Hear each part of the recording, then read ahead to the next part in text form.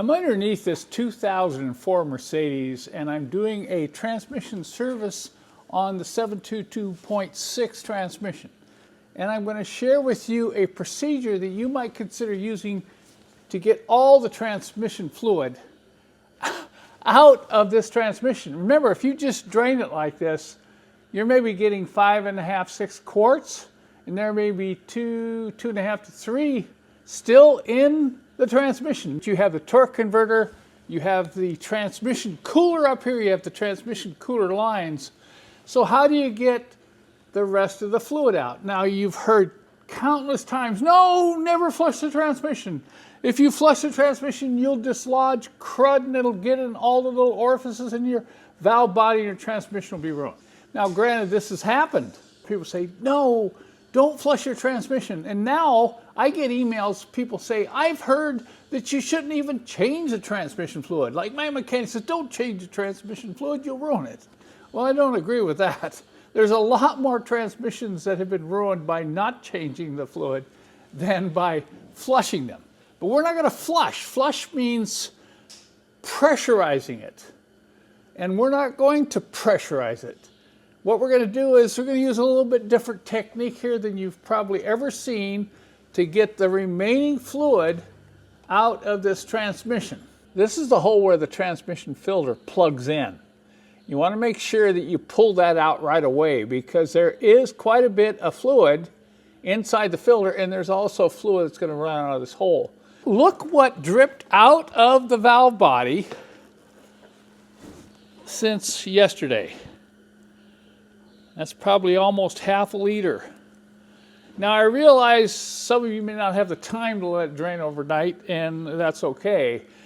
But if you can let it drip overnight on these 722.6 and 722.9 transmissions, you'll be amazed how much will drip, drip, drip hour after hour until you're going to get this out of the transmission valve body, but we still have fluid in there. So what are we going to do about that? I don't want to mess with the torque converter. I want to attempt to do a power drain. Now that's different than a flush. Flush means pressurizing and pushing it out. What I'm going to do is start the engine up and allow the engine speed and transmission rotation and the pump inside to pump this excess fluid out and into this big drain pan.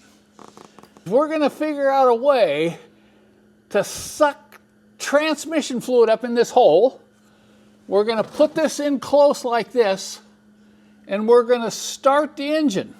And when we start the engine, it's going to pump all the old fluid that's in the torque converter and the transmission cooler. It's going to pump it back into the transmission. It's going to start running down here like this.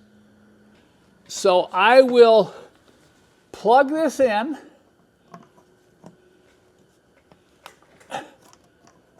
And you'll feel it snap in. When the fluid starts running out of the transmission, this bucket is going to be in a position where it can catch all of it, including what's coming out the front. I think we're ready. I've got my assistant in the car. He's going to start the engine. He's going to stay in the car. If I have anything happen that I don't like, I'll tell him to stop the engine. But we're also going to watch the fluid level here and keep a close eye on that. We want to shut that engine off just before it gets to the bottom of that bottle. Okay, go ahead and start the engine.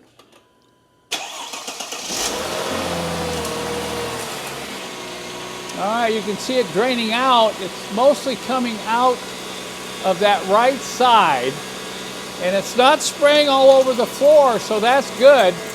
Now look, we're pumping very fast here. Okay, shut it off.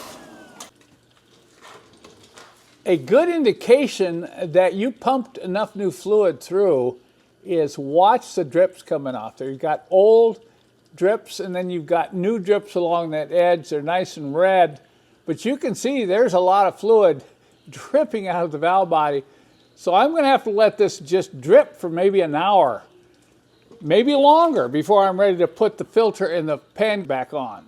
I think I demonstrated how effective it is to do a power drain on the 722.6 transmission using this type of hose and this going into a gallon jug. I do recommend doing a full gallon with the engine running and cycling this through. Of course, you're going to need to have that big drain pan to catch. Most of it comes out of the right side here. One of the secrets is you want to make sure everything gets out of the valve body, not just the torque converter, not just the oil cooler, but the valve body. If you're patient, just let it drip. And I thought I'd gotten most of it out, but I decided to let it keep dripping over the weekend.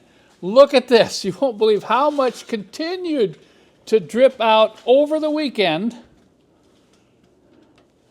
And you can see it's starting to get red. You know, you're never going to get it fully red just because there's so much old fluid that resides throughout all the surfaces.